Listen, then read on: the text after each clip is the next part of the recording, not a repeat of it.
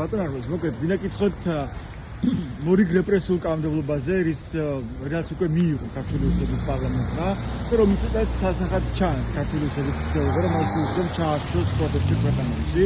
რას ფიქრობთ თქვენ, რა მიზანი ამოძრავეთ ამ შემთხვევაში ქართული რუსეთს და რა შეიძლება გამოუვიდეს მას? ოლიგარქიული პოლიციური რეჟიმის მიზანი არის ერთადერთი. იმიტომ რომ მას აღარ ყოფნის არსებული საკანონმდებლო შეზღუდვები, რეპრესიული შეზღუდვები იმისთვის, რომ გააკონტროლოს, დააშინოს, დაიმორჩილოს, დააპატიმროს, აკრძალოს, მას სჭირდება ყოველ ჯერზე არსებული კაბალური კანონმდებლობის კიდევ უფრო დამძიმება. და უნდა ვიცოდეთ, რომ ეს არ არის ბოლო გაჩერება. ივანიშვილს თუ მივეცით უფლება, ის იქამდეც მივა, რომ თქვენ ასე მე ვეღარ ჩამწერთ. მე თქვენ ვერ დაგელაპარაკებით. დალაიქება გახდება შეუძლებელი სოციალურ ქსელში და ასე შემდეგ. ეს გზა სხვა ქვეყნებმა უკვე გაიარეს. შეურაცხყოფა მიაყენა მოქალაქემ, აი ეს ხდება დასჯები, ხო? რა თქმა უნდა, ეს ასეა. მეორე, კიდევ ისიც ითქმება, რა არის ეს შეურაცხყოფა. ვიღაცისთვის შეიძლება ეს იყოს ვთქვათ რაღაცა ბილსიტყვაობა და სხვისთვის შეიძლება გამოხედვაც კი გახდეს შეურაცხყოფა. შეურაცხყოფელი მზერა ვთქვათ. ხვდებით რა აბსურდამდე მივდივართ, მაგრამ სრული პასუხისმგებლობით ვაცხადებ. ეს გზა შეგნებულად აირჩია ივანიშვილმა და ნურავის გვექნება ილუზია, რომ ის რამეს დათმობს ნებით. არც ერთ შემთხვევაში. დათმობს მხოლოდ იმ შემთხვევაში, თუ დავათმობინებთ ჩვენი სამართლიანი მტკიცე ძალის დემონსტრირებით. როგორ წარმოგიდგენიათ ეს? უკვე 71 დღეა გრძელდება ეს უცხოელი საპროტესტო აქციები, თუმცა ივანიშვილი არაფერს არ თმობს ამ თემაზე. პირიქით, ის აღკაცებს ამ რეპრესიულ მანქანას. უკვე ჟურნალისტიც კი აღმოჩნდა, გისოსებს მიღმა პირველი ქალი პოლიტპატიმარი კი არის ციხის საბჭოთა კავშირის დაშლის შემდეგ. ამ პირობებში როგორ ხედავთ თქვენ წინამორბედის განვითარებას და გაძლიერებას ისე რომ ივანიშვილს მართლაც მოუწიოს უკან დახევა? სხვათა შორის უნდა გითხრათ, რომ აი თქვენ პირველი ქალი პოლიტპატიმარი ახსენეთ და იყო ასეთი საოცარი რევოლუციონერი, დისიდენტი, არსით დემოკრატი და ყველანაირი რეჟიმის არსით მოწინააღმდეგე ვალერია ნავადვორსკაია.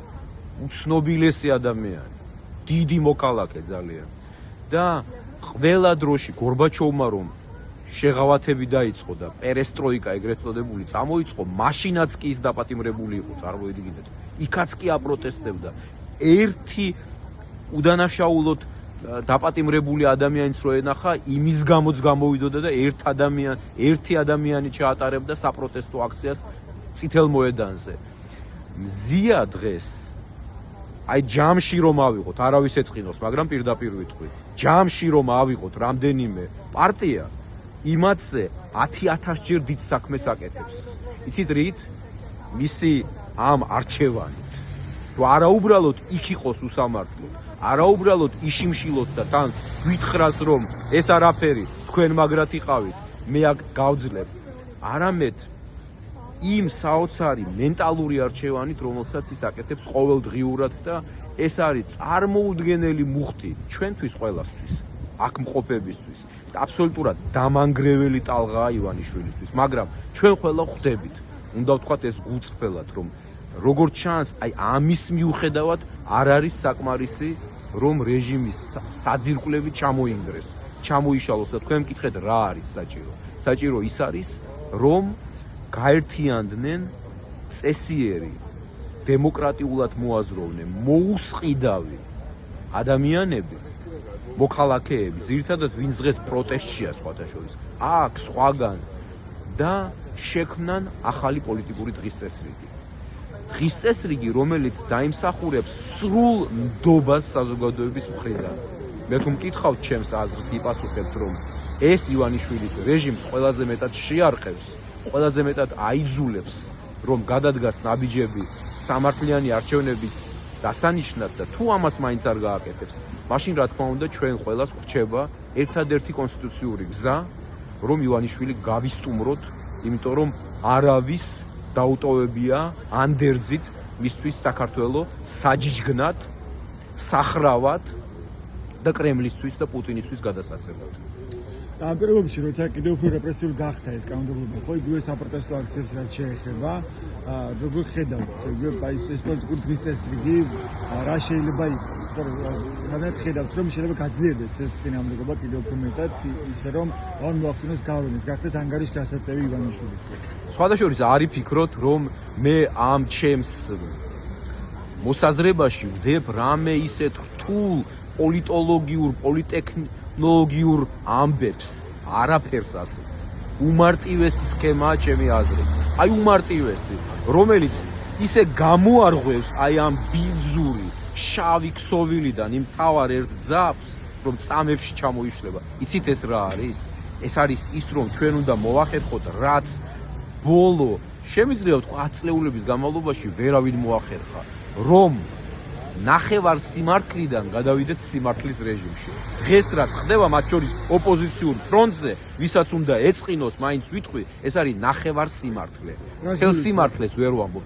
გულისხმობ იმას, რომ მე როგორც ამომრჩეველმა, თქვენ როგორც ამომრჩეველმა, აი გვერდით რომ ახლა ჩაგვივლის მოკალაკე, ისიც როგორც ამომრჩეველი უნდა ხდებოდეს, რომ დღეს როცა ვისტუმრებ ივანიშვილის რეჟიმს და ამისთვის მზადვარ თავი დავდო, ისიც უნდა ვიცოდე, რომ მომსვლელი, რომ მივა ძალაუფლებაში კოალიციურად თუ სხვაგვარად, არ განიზრახავს, რომ თავად მოითხოვს ხელი იმ ღუნელთან და ასე შემდეგ.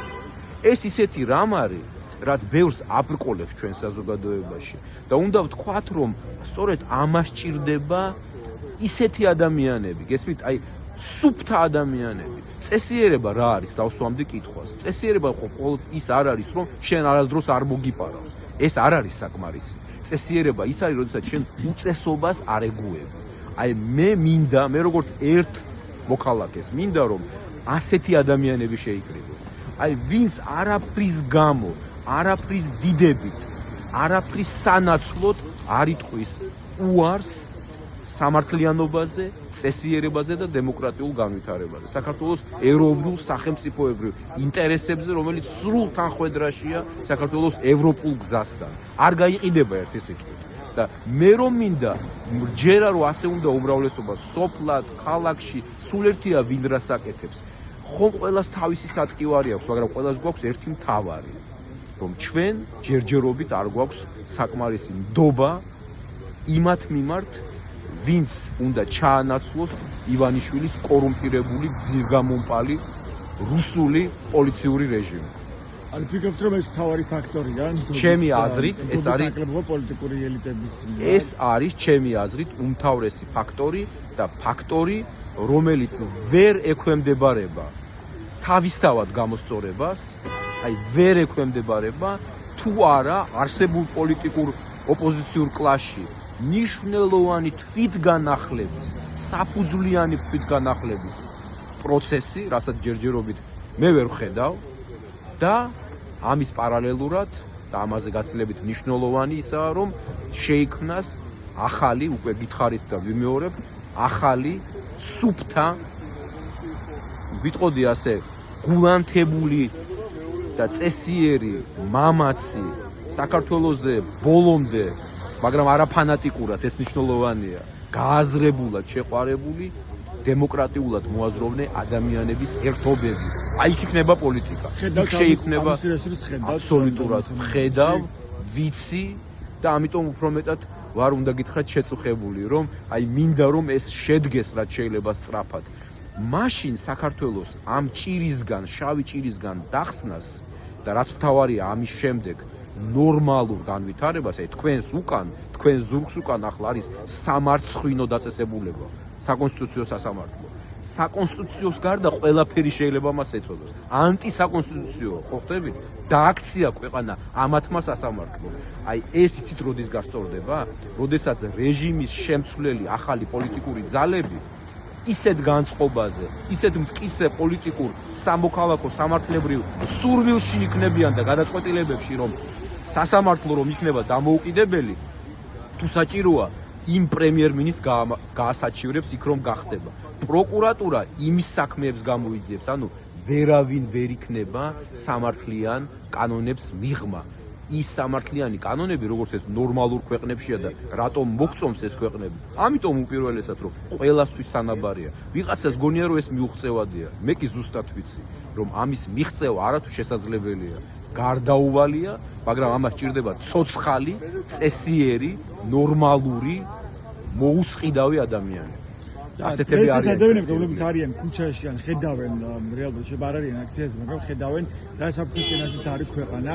აი ამ რეპრესიული კანონების პირობებში, როცა ჩვენ ხედავთ, ხო, როგორ ეპყრობა პროტესტს და საპროტესტო აქციაზე გამოსულ მოქალაქეებს ქართული ოცნების მთავრობა. თქვენ ფიქრობთ, რომ ეს არ შეუშლის ხელს ამ კიდევ კონსოლიდაციას თუნდაც აწინააღმდეგობის გაძლიერებას, ანუ არ შეშინდებიან მოქალაქეები? საქმე ისაა, რომ ჩემი აზრით არის რაღაც დრო. ეს დრო განუსაზღვრელი არ არის. სამწუხაროდ, საუბედუროდ, ძალიან ფიქრობ ახლა ეს თქვა თუ არა, იმიტომ კი არა რომ რაღაცა ისეთი უნდა ვთქვა. იცით, ძიმე სათქმელია ახლა რაც უნდა გითხრათ. ჩვენ გვაქვს განსაზღვრული დრო. ივანიშვილს ხომ აქვს და აქვს, მაგრამ ჩვენ ვინც სამართლიანობას ვითხოვთ განსაზღვრული დრო, იმიტომ გვაქვს რომ რაღაც დროის შემდეგ ჩვენ თქმის უფლებაც აღარ გვექნება. გესმით? ივანიშვილს ერთადერთი სურვილია რომ მოვშორდეთ აკაურობას.